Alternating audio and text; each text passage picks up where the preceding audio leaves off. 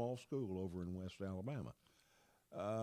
But he had a pretty uncanny ability of attracting pretty darn good people around him.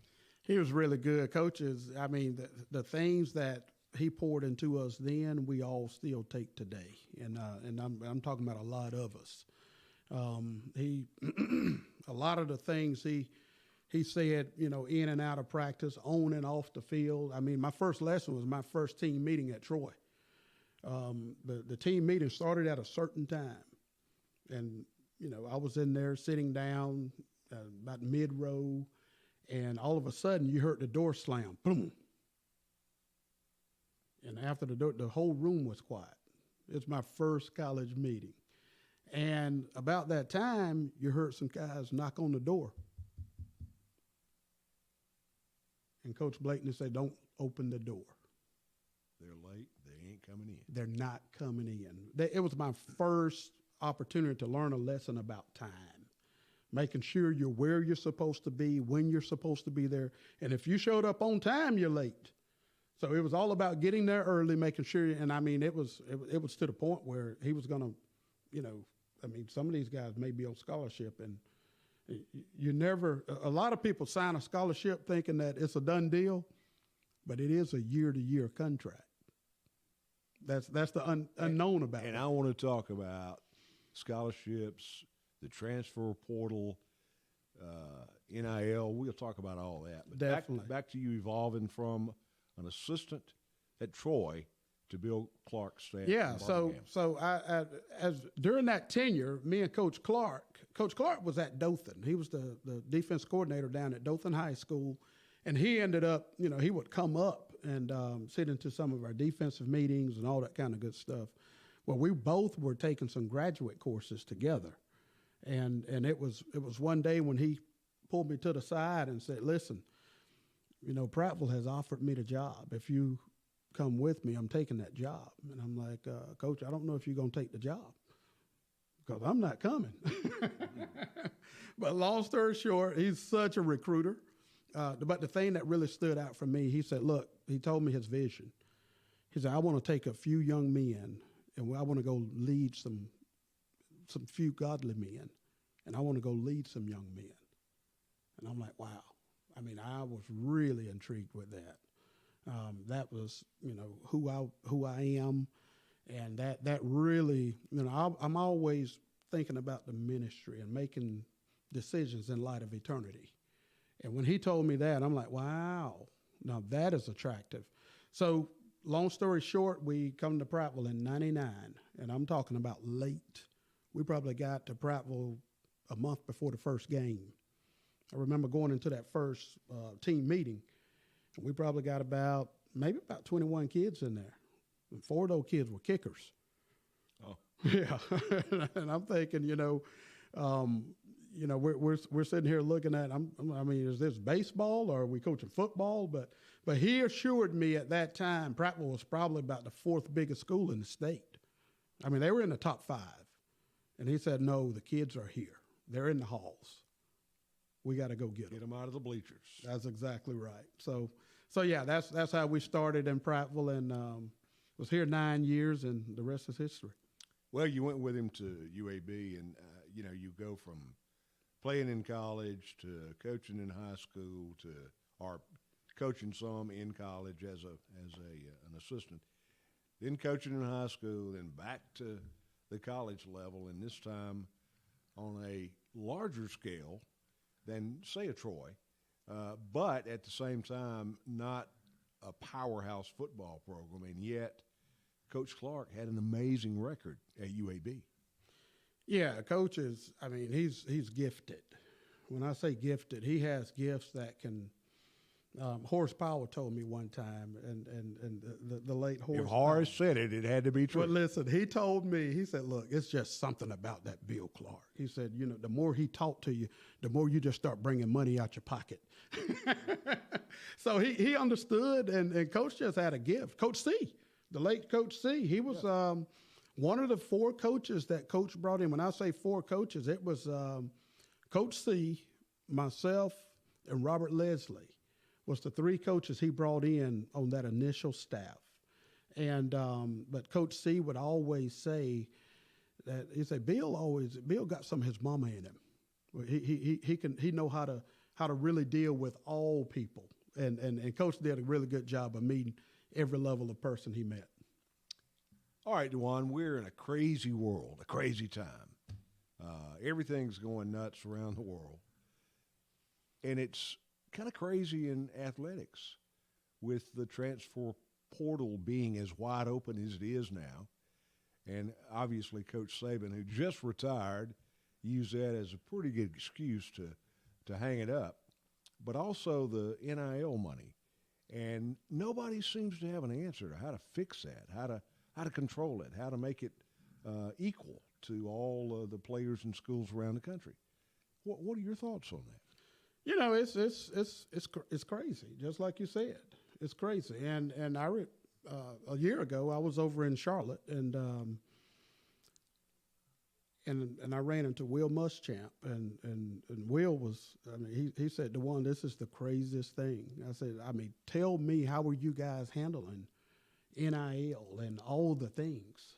He said, it has definitely changed football. And he used the term, the toothpaste is out of the tube. He said, it's late, and we can't fix that part. And then he gave me a story. He said, hey, I had a guy, and we're on the practice field. They were in the middle of spring. He said, I had one of my linebackers turn around and said, Coach, you know, what about my NIL? This guy y'all signing are going to make more than I am. He hadn't even made it to the football field. He said, we can hardly practice.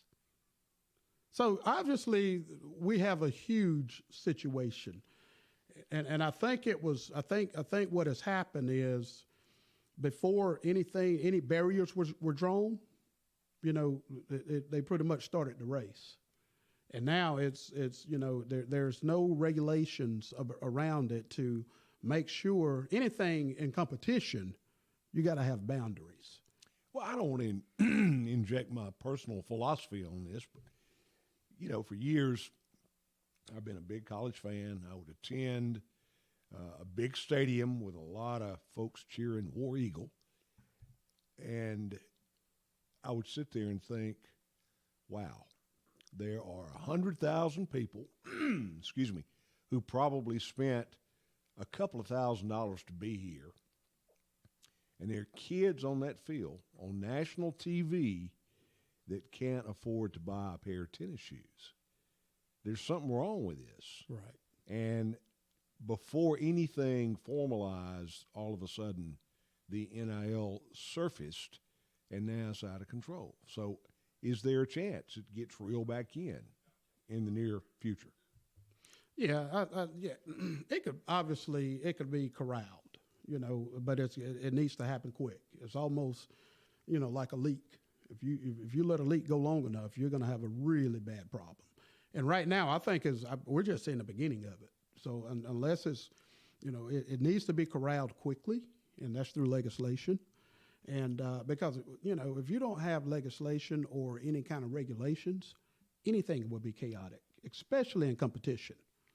Well, and the NCAA has got to take a lead. You know, I mean, they're the elephant in the room in terms of college athletics. Okay, let's talk about the latest chapter in your life. Because of kids, because of your association with it at all levels, playing as a kid all the way through coaching in college, kids are the future. Exactly. And I firmly believe, again, I don't want to inject my personal philosophy, but we tend to blame the younger generation for things they're not really responsible for. And I know you agree with that, and that's why you became involved in the current chapter of your life, High Ed. Tell us what that is and how everything is working out. Exactly. I appreciate that. High Ed is hyper-individualized education design. And what it is designed to do is transition students into careers. You know, early on when we developed this software, it was surrounded by, you know, student athletes. And I say that because I had the opportunity to be a player in high school, had the opportunity to be a coach in high school, a player in college, and a coach in college. And in the process of recruiting and really looking at all the different areas for a student athlete from their career in high school to transition into college or to into whatever they go into, it's a lot of gaps. So for a simple-minded guy like me, best way I can understand this, it's software that's been developed to basically keep score for the kids, to track their education in I guess now in junior high school, down in the Exactly. in the 8th grade years. Is that right? Yeah, sixth grade. Sixth grade. Started Okay. with sixth grade. So higher elementary school all the way through their high school days. And it's not, it originally, I think, in your mind was set up for athletes, Right. but it's not just for athletes. Not just for athletes. That's right. It's for every student.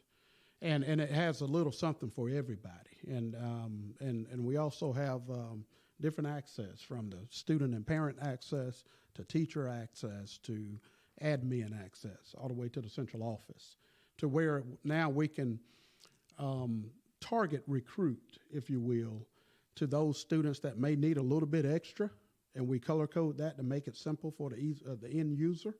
So now we know exactly where to give attention and to give some momentum and access to a single parent. Let's say, for instance, grandmothers. Grandmothers have really stood in a gap for a long time, and single parents, of really, helping that student transition into whatever that dream may be.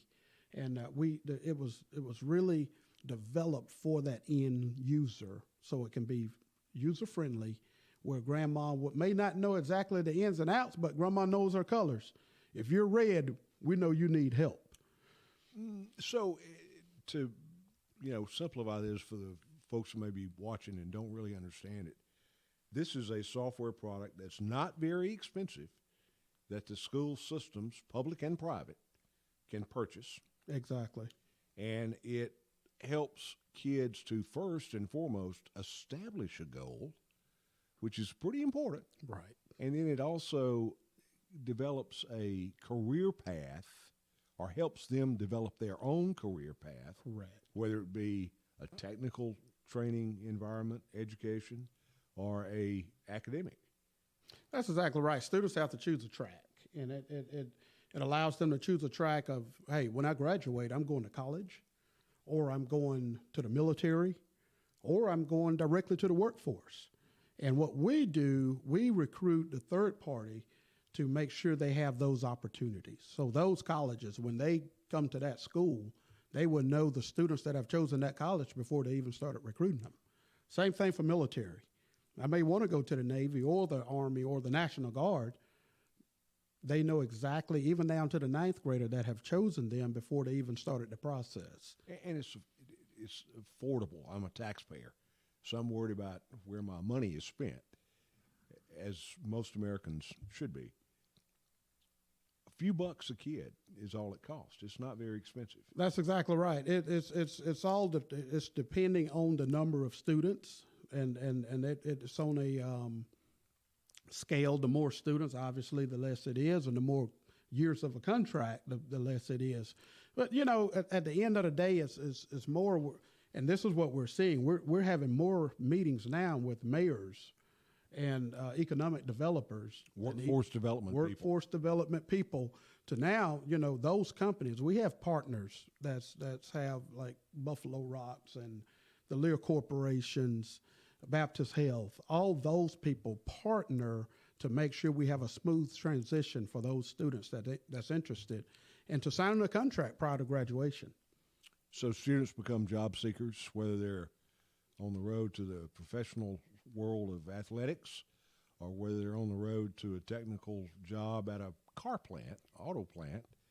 But then it also marries up the job providers, the employers who are looking for those job seekers.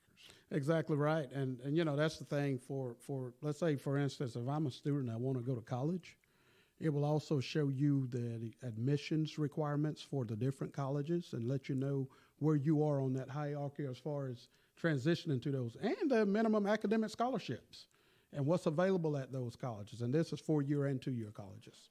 HIED.com. How do folks look you up? HIEDGMS.com. HIEDGMS.com. Now, GMS is a guidance management system. We're the very first guidance management system for students to transition into careers. All right, we're going to wrap up. I've enjoyed it. This is great. We're going to do some more of these. We're going to try to twist your arm and get you involved in some of our coverage for high school in the fall. But as we close, I want to ask you one question, and you've got to be honest with me. Have you ever been in Bill Clark's doghouse? I stay in Bill Clark's doghouse. Let me tell you, hey, I'd have made a room in Bill Clark's doghouse. But let me tell you, coaches, we're like brothers. I mean, he can start a sentence and I'll finish it, or I can start to finish. Listen, Coach would be in the shower, coming out the shower. He'll call me, hey, listen, this is what I thought about. But it's coaches. I mean, you got to love the guy. I'm going to tell you, he's different in his own way. That the guy is greatness, and you don't see a lot of these guys, but he is. I was sorry to see him retire, but he had health issues. He had some pain in his back. Well, I'll say this. We those guys, the Bill Clarks, the Coach Sabins, those guys we need around the game. And they do so much, and we talked about this prior, but they do so much to help develop our leaders for tomorrow. And they pour so much into coaches, and that's why you see their trees branch so good. I mean, they have branches everywhere to where the guys that have been under them are proven guys that have just used that same process to develop their teams and their communities. DeJuan, it's been a pleasure. We're going to reach out to Coach Bill Clark and see if we can't get you and him in here to do one of these little chit chats one day to tell some funny stories. We need to. We got a lot on each other. Thanks, DeJuan Walker. Thank you, sir.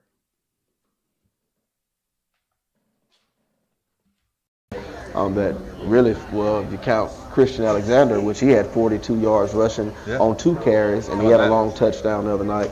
So, I mean, the way the offense works, we got guys we can get back there and we feel pretty good about it, along with our playmakers on the edge. Receiving, once again, we had a plethora of guys touch the ball.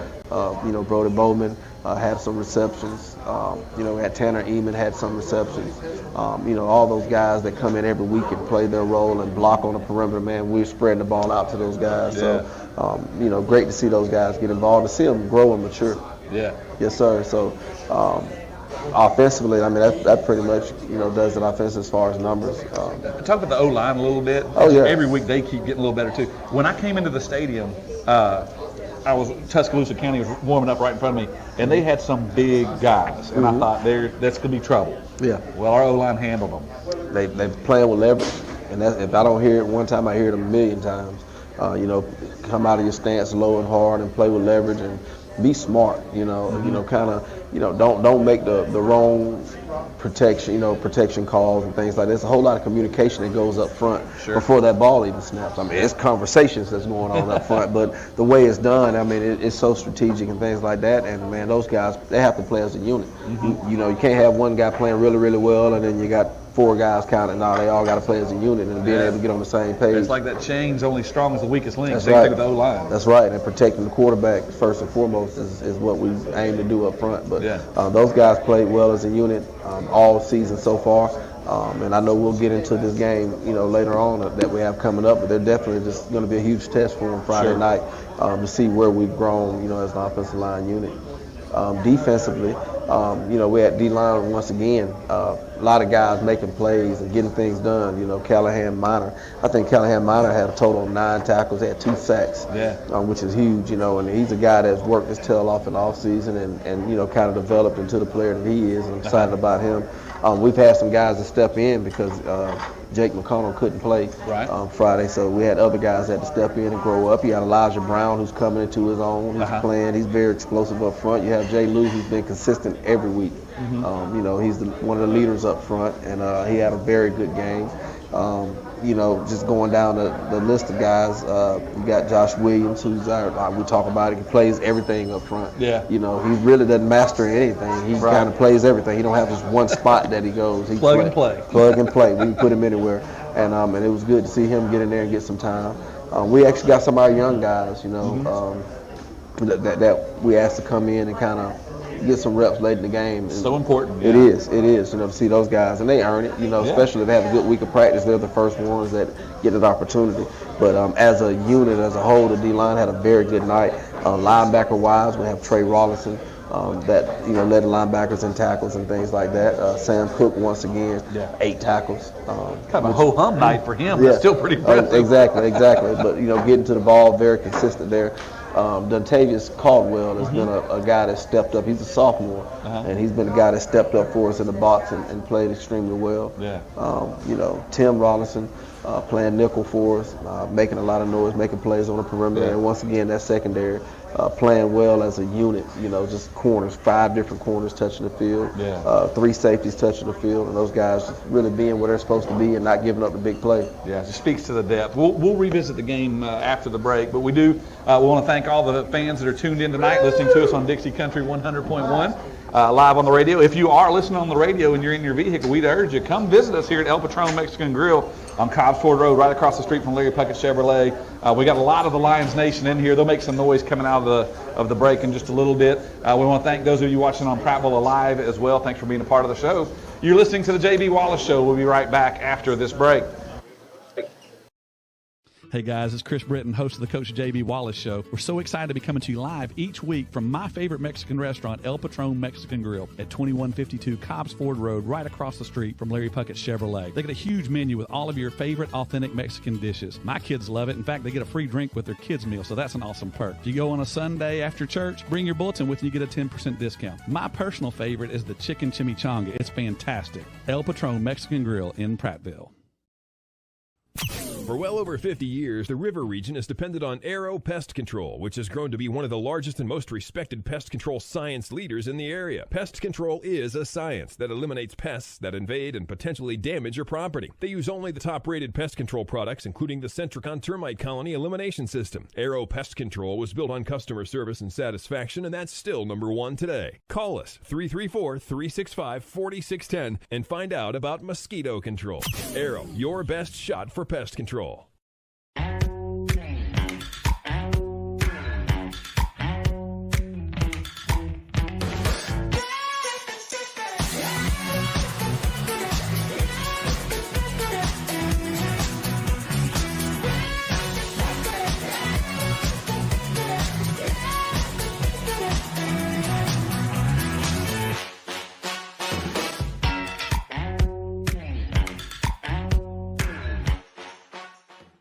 It's the Make This the Summer event at Stivers and no payments until November. New Ram 2500s, $20,000 off. Or new Ram 1500 Bighorns, get $13,000 off. Only at Stivers, Chrysler Dodge Jeep Ram, where Price sells new cars and trucks in Prattville. only Stivers has 0% APR financing for up to 36 months during the Make This the Summer event. Upgrade to Grand Cherokee, Wrangler, Gladiator, or Compass with no interest financing for 3 years for a limited time at Stivers, Chrysler Dodge Jeep Ram, where Price sells new cars and trucks in Prattville. Coming back.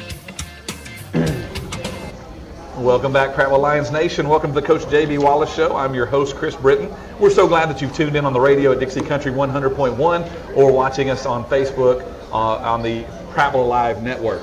Well, Coach, we've got a guest this segment that's no stranger to the show. He's been on before, but a pretty big deal around Prattville High School. Why don't you talk a little bit about the guy to my right? Yeah, absolutely. A big enough deal to where I actually saw a picture of him on a tailgating trailer.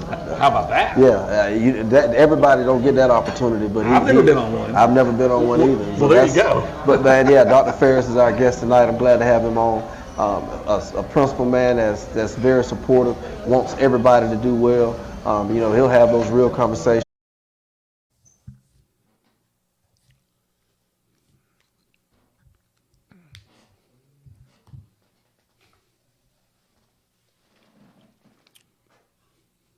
Hello and welcome in. Prattville Live is going through a process of developing some more, hopefully entertaining shows that we can share with the world, not just the River region, but our guest today is DeJuan Walker.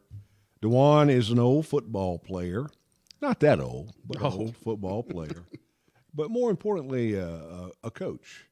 In his last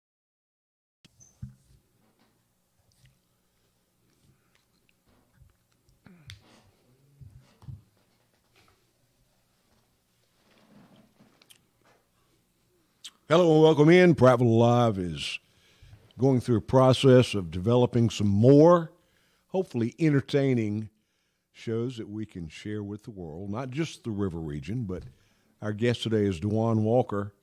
DeJuan is an old football player, not that old, but an old football player, but more importantly, a coach.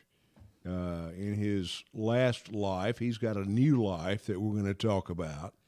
But, DeJuan, I just want to kind of let the viewers familiarize themselves with you. Tell us about your childhood and where you played ball in high school.